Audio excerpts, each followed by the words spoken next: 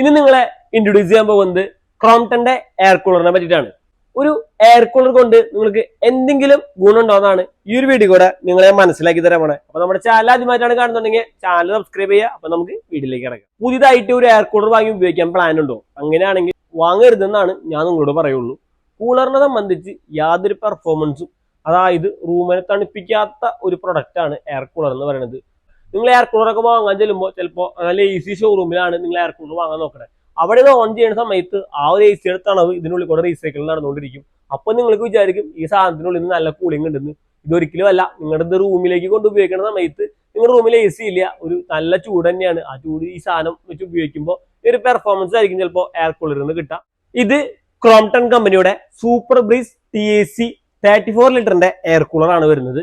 ഈ ഒരു എയർ കൂളറിന് ഫീച്ചേഴ്സിലേക്ക് നോക്കുമ്പോൾ 140 വാട്ട്സ് ആണ് ഈ ഒരു എയർ കൂളറിന്റെ സ്റ്റാർട്ടിംഗ് വാട്ട്സ് ആയിട്ട് വരുന്നത്. അതായത് 140 വാട്ട്സിലാണ് ഇതൊരു ഹൈ സ്പീഡിൽ വർക്ക് ചെയ്യുമ്പോൾ വർക്കിംഗ് ആവുക.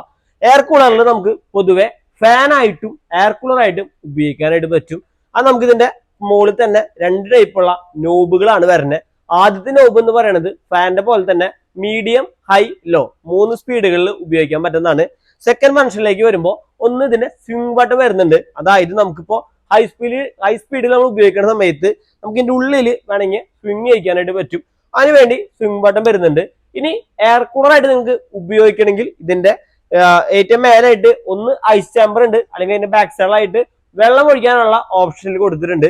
അതികൂടെ വെള്ളം ഒഴിച്ചു കൊടുത്തു കഴിഞ്ഞാൽ ഇതിന്റെ ഫ്രണ്ടിലായിരിക്കും വെള്ളം വരാം. ഇത് നമുക്ക് ഇവിടെ 2 രീതിയിലും വാട്ടർ ലെവൽ നിങ്ങൾക്ക് അറിയാനായിട്ട് പറ്റും. അതനുസരിച്ച് നമുക്ക് വെള്ളം ഇതിൽ ഒഴിച്ചു കൊടുക്കുക.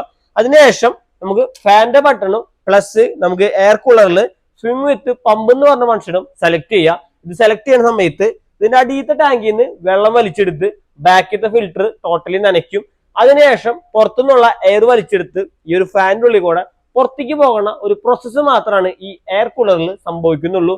ഒരിക്കലും ഒരു കാരണവശാലും ഒരു റൂമിനെയും തണുപ്പിക്കുന്ന ഒരു പ്രൊഡക്റ്റ് അല്ല എയർ കൂളർ എന്ന് പറയുന്നത്. നിങ്ങളൊരു AC പെർഫോമൻസ് വെച്ചിട്ട് ഒരിക്കലും എയർ കൂളർ വാങ്ങരുത്. കാരണം ഇതൊരു ഫാനിന്റെ പർപ്പസ് മാത്രമാണ് ഈ ഒരു എയർ കൂളറിൽ നിന്ന് നമുക്ക് കിട്ടുള്ളൂ. അപ്പോൾ ആ രീതിയിലാണ് ഇതിന്റെ ഫങ്ഷനിങ് നടക്കുക. ഇനി നിങ്ങൾക്ക് സ്വിങ്ങിങ് ഒന്നും വേണ്ട, ജസ്റ്റ് ഒരു പമ്പിങ് മാത്രം, അതായത് ഒരു കൂളറിന് നേരെ ഒരു സ്ട്രൈറ്റ് ഇത് മാത്രം മതി എന്നുണ്ടെങ്കിൽ നമുക്ക് ഇതിന് സെപ്പറേറ്റ് ഒരു പമ്പ് എന്ന് പറഞ്ഞ ഓപ്ഷനും കൂടി അഡീഷണൽ ആയിട്ട് കൊടുത്തിട്ടുണ്ട്. ഈ ഫംഗ്ഷൻ ഉപയോഗിക്കുന്ന സമയത്ത് ഫാനിന്റെ സ്പീഡും പമ്പ് സ്പീഡും ബട്ടണും അതിൽ ഓൺ ആക്കി ഇടാം. അപ്പൊ നമുക്ക് ആ ഒരു പ്രോസസ്സും നടക്കും. ഇതാണ് എയർ കൂളറിൽ നോർമൽ ആയിട്ട് ഉപയോഗിക്കുന്ന ഫങ്ഷൻസ് എന്ന് പറയുന്നത്.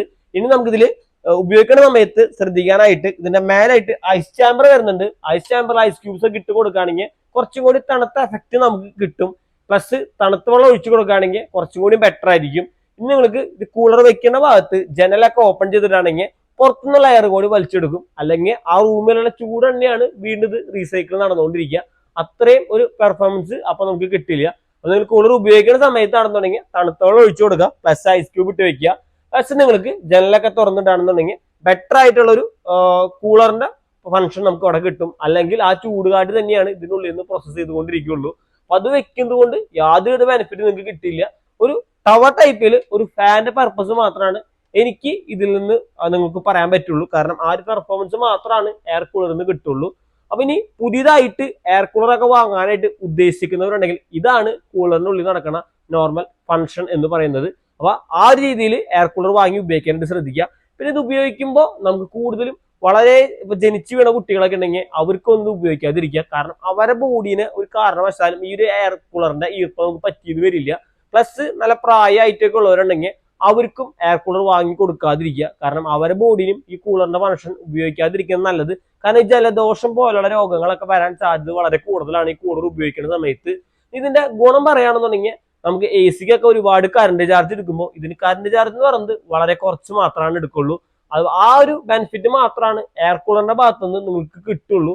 അതാണ് ഈ എയർ കൂളറും AC-ക്ക് തമ്മിലുള്ള ആ ഒരു കറണ്ടിന്റെ കൺസപ്ഷനിലുള്ള വ്യത്യാസം മാത്രമാണ് പെർഫോമൻസ് ബേസ് ചെയ്ത് കിട്ടുള്ളൂ. AC എന്ന് പറയുന്നത് റൂമിനെ തണുപ്പിക്കുന്ന ഒരു പ്രൊഡക്റ്റ് ആണ്. ആ ഒരു പെർഫോമൻസ് കിട്ടണമെങ്കിൽ AC തന്നെ വാങ്ങണം. കൂളറിന്റെ ഭാഗത്തുനിന്ന് ഈ ഒരു പെർഫോമൻസ് യാതൊരു ബ്രാൻഡിലും ഏതൊരു ബ്രാൻഡിലും നിങ്ങൾക്ക് ഈ ഒരു പെർഫോമൻസ് കിട്ടില്ല. ഈ രീതിയിലൊക്കെ ഉപയോഗിച്ച് കഴിഞ്ഞാൽ ചെറിയൊരു മാറ്റം മാത്രമാണ് എയർ കൂളറിന്റെ ഭാഗത്തുനിന്ന് ഉണ്ടാവുള്ളൂ. എയർ കൂളറിൽ 3 ടൈപ്പ് കൂളറുകളാണ് വരാം. ഒന്ന് ഇത്തരത്തിലുള്ള ടവർ കൂളറുകൾ, പിന്നെ നമുക്ക് ഒന്ന് വരുന്നത് ചെറിയ ടൈപ്പ് പേഴ്സണൽ കൂളറുകൾ, മൂന്നാമതായിട്ട് വരുന്നത് ഡെസേർട്ട് കൂളറുകൾ. അതായത് ഈ വലിയ ഫംഗ്ഷൻസിനൊക്കെ കാറ്ററിംഗ് പർപ്പസ് അതിനൊക്കെ ഉപയോഗിക്കുന്നതാണ് ഡെസേർട്ട് കൂളർ എന്ന് പറയുന്നത്. ഇങ്ങനെ 3 തരത്തിലുള്ള കൂളറാണ് വരുന്നത്. നിങ്ങളുടെ വീട്ടിലേക്കൊക്കെ നല്ലൊരു കൂളർ നോക്കുമ്പോൾ ഇത്തരത്തിൽ ടവർ കൂളർ വാങ്ങി ഉപയോഗിക്കുന്നതാണ് കുറച്ചും കൂടി ബെറ്റർ ആയി ഓപ്ഷൻ എന്ന് പറയുന്നത്. ഇനി കൂളറുകൾക്കൊക്കെ വാറന്റി എന്ന് പറയുന്നത് 1 വർഷത്തെ ഫുൾ വാറന്റി മാത്രമാണ് കമ്പനികൾ പ്രൊവൈഡ് ചെയ്യണത്. ഇനി 2ാമത്തെ വർഷം പമ്പ് വാറന്റി ഉള്ള പ്രൊഡക്റ്റുകൾ മാർക്കറ്റിൽ വരുന്നുണ്ട്. ക്രോംപ്ടന്റെ ഈ ഒരു എയർ കൂളറിന് കമ്പനി 1 ഇയർ ആണ് ഫുൾ കവർ വാറന്റി വരുന്നത്. ഈ കൂളറിനൊക്കെ ഏകദേശം മാർക്കറ്റ് പ്രൈസ് എന്ന് പറയുന്നത് ഇതിന്റെ പ്രൈസിംഗ് ഒരു 20% ഓഫ് ഒക്കെയാണ് ഈ ഒരു എയർ കൂളറിന് കമ്പനിയുടെ ഭാഗത്തുനിന്ന് കൊടുക്കുന്നത്.